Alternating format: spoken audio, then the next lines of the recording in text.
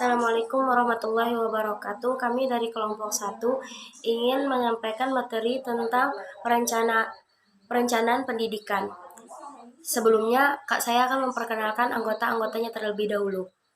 Yang pertama, Luluatul Muna dengan NIM 2018109.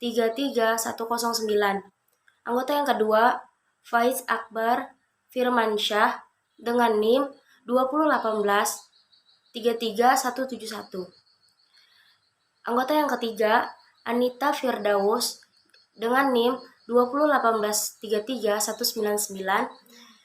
Ya, anggota yang keempat, Apriliani dengan saya sendiri dengan NIM 2042023372.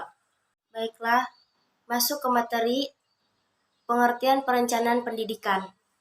Perencanaan pendidikan merupakan dasar pelaksanaan kegiatan dalam pendidikan dengan melihat ke masa yang akan datang. Untuk mengembangkan pendidikan agar dapat lebih efektif dan efisien sesuai dengan kebutuhan masyarakat untuk mencapai sasaran pembangunan pendidikan. Lalu selanjutnya, pengertian pendekatan dalam perencanaan pendidikan. Menurut Kahar, Usman, dan Nadahirin dalam Soman Nur Fadilah tahun 2011, pendekatan merupakan serangkaian asumsi dasar dalam memecahkan berbagai masalah yang saling berkaitan. Pendekatan berfungsi mendeskripsikan hakikat yang akan dilakukan dalam memecahkan masalah yang dihadapi. Pendekatan dapat berwujud cara pandang, filsafat, atau kepercayaan yang diyakini kebenarannya.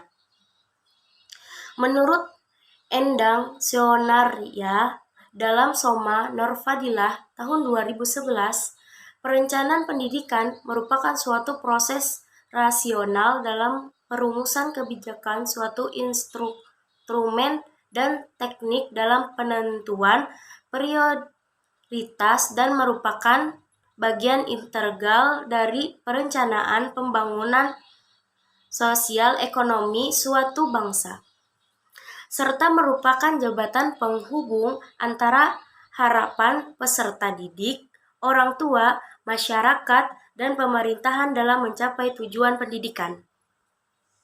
Macam-macam pendekatan perencanaan pendidikan. Yang pertama, pendekatan kebutuhan sosial, yaitu social demands approach case. Yang kedua, pendekatan kebutuhan ketenagakerjaan, power offers. Yang ketiga, pendekatan efisiensi biaya, cost benefit efforts. Yang keempat, pendekatan sistem offers. Bagian yang pertama, pendekatan kebutuhan sosial, social demands efforts. Menurut A.W. Guruge dalam Martin 2013, pendekatan kebutuhan sosial adalah sebagian pendekatan tradisional bagi pembangunan pendidikan.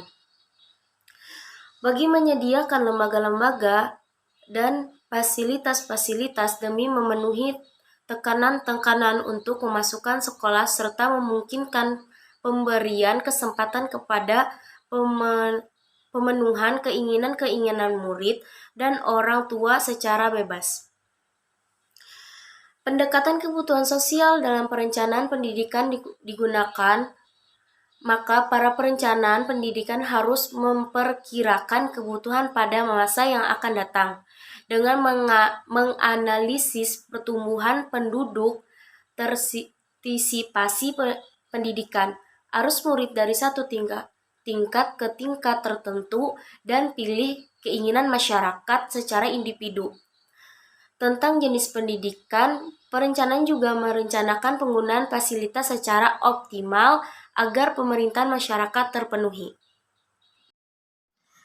Materi yang kedua, pendekatan kebutuhan ketenagakerjaan.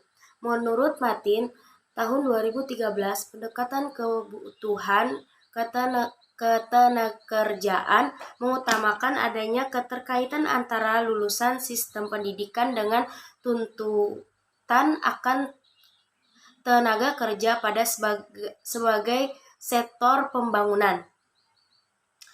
Penekanan pendekatan ini yang utama adalah pada relevansi program pendidikan dengan setoran pembangunan guna menghasilkan lulusan yang siap bekerja. Implikasi pendekatan ini terdapat perencanaan pendidikan adalah bahwa pendidikan yang direncanakan harus diorientasikan pada pekerjaan yang mungkin diperlukan di pasaran kerja. Pendekatan kebutuhan tenaga kerja dalam perencanaan pendidikan harus dapat menjamin setiap lulus dapat tujuan kemasyarakatan dengan kemampuan untuk menjadi pekerja yang produktif. Yang ketiga, pendekatan efisien biaya, cost benefit efforts. Menurut Martin, tahun 2013, pendekatan ini bersifat ekonomis dan pangkalan dari konsep investasi pada sumber daya manusia. Prinsip adalah bahwa setiap investasi harus mendapatkan keuntungan yang dapat diukur dengan nilai moneter.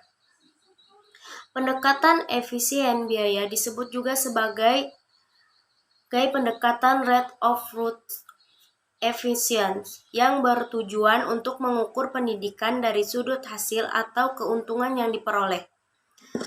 Jika suatu jenis pendidikan tertentu menghasilkan lulusan yang kalau sudah bekerja menghasilkan return yang jauh lebih besar dari input biaya yang digunakan untuk jenis pendidikan tersebut, maka jenis pendidikan ini harus dikembangkan.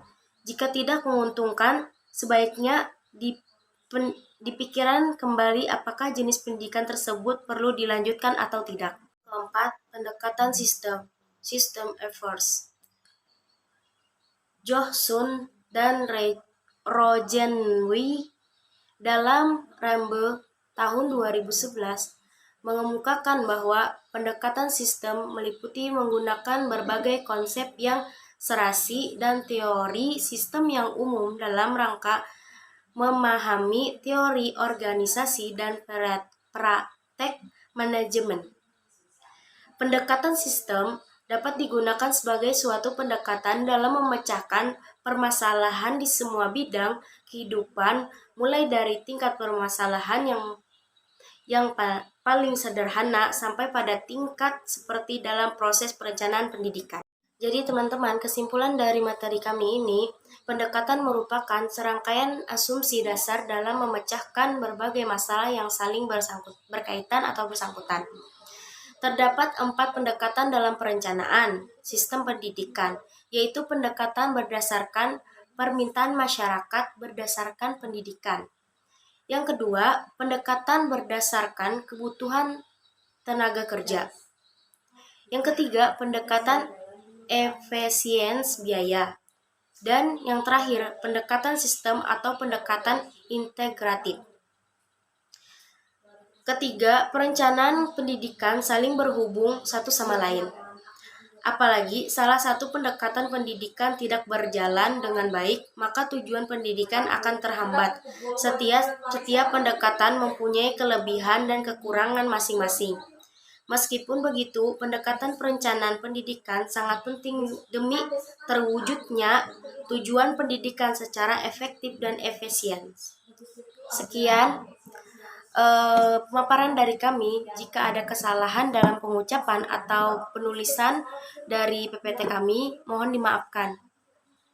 Wassalamualaikum warahmatullahi wabarakatuh.